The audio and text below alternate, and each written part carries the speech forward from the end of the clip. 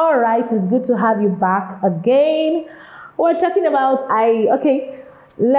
we're talking about duties, obligations. And I gave you one example. Duties, payments of taxes.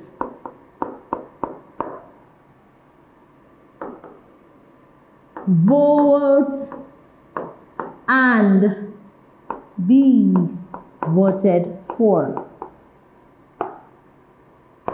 Yes, payment of taxes. I just created differentiation between duties and obligations of a citizen. So I want you to know that. Okay, let's go to what we have on the board.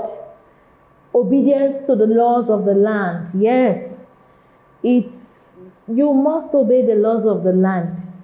National symbols. Respect the national symbols. You know our national symbols: the coat of arms, the flag, the international passport, our national currency, the naira.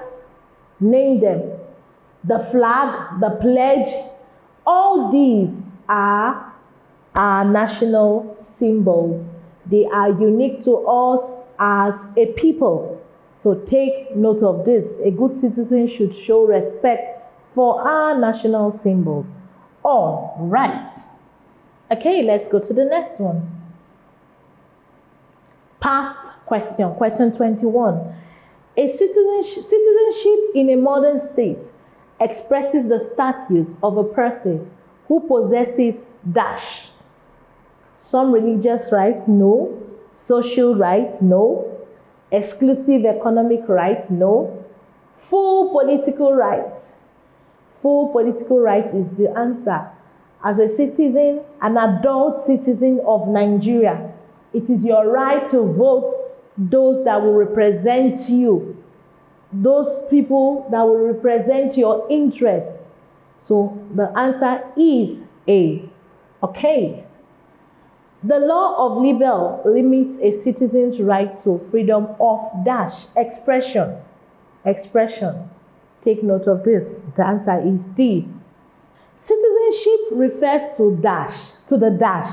Now, remember when we defined who a citizen is. Now look at it. It's not indigenous member of a state. No, you're wrong here. Social status of a person in a state, no. Highest position, no. The word is coming again. Legal. Please take note of this. Take note of this. Legal. Please. Legal. Take note of this. Legal status of a member of a state. So that is the answer. That is the answer. Citizenship can be acquired by dash. It's not by nationalism. You know, remember nationalism. It's not by indigenization. It's not communalism. It is by naturalization. Remember what I said naturalization was? I said a naturalization simply means when somebody has lived in a particular country for a number of years and wants to become a non-citizen of that country and wants to become a citizen. And before he applies for such thing, he must have lived, he must have a good record. Then he applies and swears the oath of allegiance that he wants to become the citizen of his country of residence. Take note of that. So the answer is C. Take note. C is your answer. Okay, let's go. Okay, which of the following type of citizenship that cannot be withdrawn? It looks somehow. Contest. Naturalization, yes, this can be withdrawn. Honorary citizen, it can be withdrawn. Citizenship by birth cannot be withdrawn. It cannot be withdrawn. So the answer is B. It cannot be withdrawn. Please take note of this. Okay. Citizenship is acquired by an alien through dash. Citizenship is acquired by an alien through dash is by naturalization. You see how the question is coming? The question, you must know the meaning, the ways of acquiring citizenship, and you must know each of them so that you do not get confused. So the answer here is naturalization. Naturalization is our answer. The process through which citizens acquire political value is by dash. Is by dash. The answer is socialization. Socialization. Socialization. Remember SS1, first term, political socialization. Yes, remember that. So is C. Which of the following is a foremost right of a citizen? Now, the answer is right to life. Right to life. Inalienable right. The right that cannot be taken from you. It is your right to live. Your right to life. When the right to life can be taken from someone is when the person has committed crime, and it depends on the level of crime. Everybody born in this life has the right to life. Right to life. Every citizen born in any country has the right to life. So the answer is C. Is C. Is C. Please. Okay. Universal adult suffrage permits all dash. Universal adult suffrage permits all dash. Now, citizens to vote, qualified citizens to vote. It is not all citizens of Nigeria that can vote. I hope you know that. You must have attained the age. You must have attained the age of 18.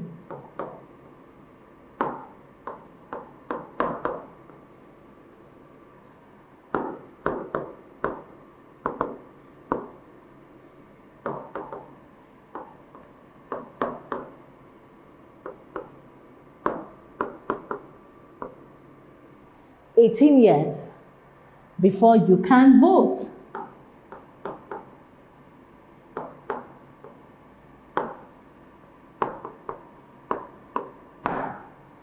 So you must have attained the age of 18 years before you can vote.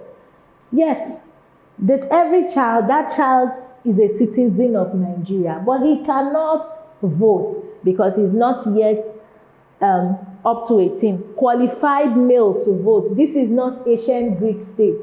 Remember ancient Greek states where democracy originated from? It was qualified male citizens that were voting at that time. Remember democracy. Okay. It is not female to vote, but the answer is C. Qualified citizens to vote. Qualified citizens to vote. Universal adult suffrage. Okay. Okay. An alien who has lived in Nigeria. This question is repeating itself. This is like the fourth time. Different ways. An alien who has lived in Nigeria for 20 years may acquire citizenship by dash.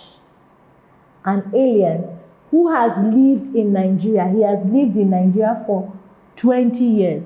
And what is the answer? The answer is naturalization. I've explained it before. Naturalization. Before he can acquire that citizenship, he must have been of good behavior, no criminal records. People will attest. He will bring people to attest to say that he has lived well, no criminal record, he has no issues with the country he's applying to become a citizen in. All right, let's continue. Okay, we have another topic. Wow, this is SS2 second term topic. SS2, some is SS2 first term, some is SS2 second term topic. Now, this falls under pre-colonial administration. This is one of the history part of government, yes. So pre-colonial administration. Remember, we had pre-colonial administration was broken into 3 parts in Nigeria. I hope we know that. Pre-colonial administration in Nigeria was broken into 3 parts. You know, we have 1, the Hausa Fulani.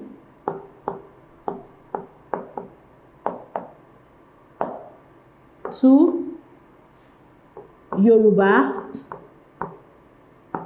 in brackets, Old Oyo Empire.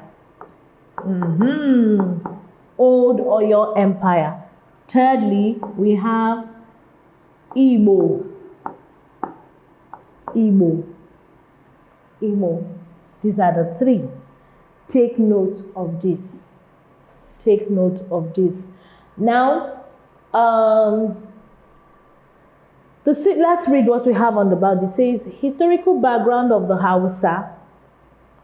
So it says, the Fulani assumed the political leadership of the Hausa state in the 19th century after the Jihad War. Which year was the Jihad War? Who led the Jihad War? The Jihad War was in 1804. The Jihad War is also known as Holy War. In 1804, it was led by who? Usman Dan Fodio. Now, take note. The names, the spellings, you can have Usman. If you check, you see Usman. Some you see UTME. There are different spellings, but they mean the same thing. We are referring to one person. Please take note of this. If you go through your government textbooks, you will see the different spellings. You have, this is USMAN. This one here is OTHMAN. This one here is UTHMAN. There are about 4 or 3 different spellings. Please, I want you to take note of all of them. Now, so Usman Dan Fodio led the Holy War in 1804. In 1804. So, and after the war, he established the Sokoto Caliphate. The Sokoto Caliphate that is in existence till date in Sokoto State. The Sokoto Caliphate. The seat of the Caliphate is in Sokoto. Take note of that. So, established the Sokoto Caliphate. And there were 2 headquarters. We had the Wandu and the Sokoto and Wandu. Please take note of this. And they were the 2 headquarters. So they had emirates, and the emirates were headed by the emirs. And the emirs owe their allegiance to Usman Dan Fodio.